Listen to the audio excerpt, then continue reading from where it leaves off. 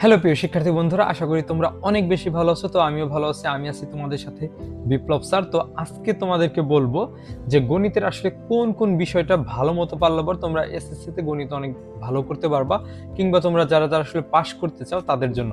তো প্রথমত আমাদের যেটা একটা দেখতে হবে সবচেয়ে সহজ, সেটি হলো সেট অফ ফাংশন। তো আমাদের সেট অফ ফাংশনটা ভালো মতো জানতে হবে। এবং দ্বিতীয়ত আমরা যেটা অ্যান্সারটা আসলে সবার আগে করে থাকি সেটা হলো পরিসংখ্যান। এই পরিসংখ্যানে তোমাকে অবশ্যই 10-এ কিন্তু 10 পেতে হবে। তারপর যে চ্যাপ্টারটা আসলে পাস করার জন্য সবচেয়ে বেশি প্রয়োজন সেটা হলো যে ধারা। তো ধারা থেকে কিন্তু আসলে মাস্ট বি, মানে একেবারে কমন অঙ্কগুলো আসে। তো এই ধারা থেকে তুমি যে 10 যদি উঠাইতে যদি পারো তাহলে আমাদের টোটাল 30 মার্ক হয়ে গেল। এবং যদি আরেকটা অধ্যায়ের কথা যদি বলি সেটা হলো যে জ্যামিতি, কিংবা সেটা হতে পারে উপপাদ্য কিংবা সম্পাদ্য। তো ওইখান থেকে যদি তুমি যে 10 যদি পাও তাহলে তুমি কিন্তু ওভারঅল ভালো একটা রেজাল্ট কিন্তু করতে পারবা। আর কেউ যদি A+ পেতে চাও তাহলে পরের ভিডিওটা তার জন্য।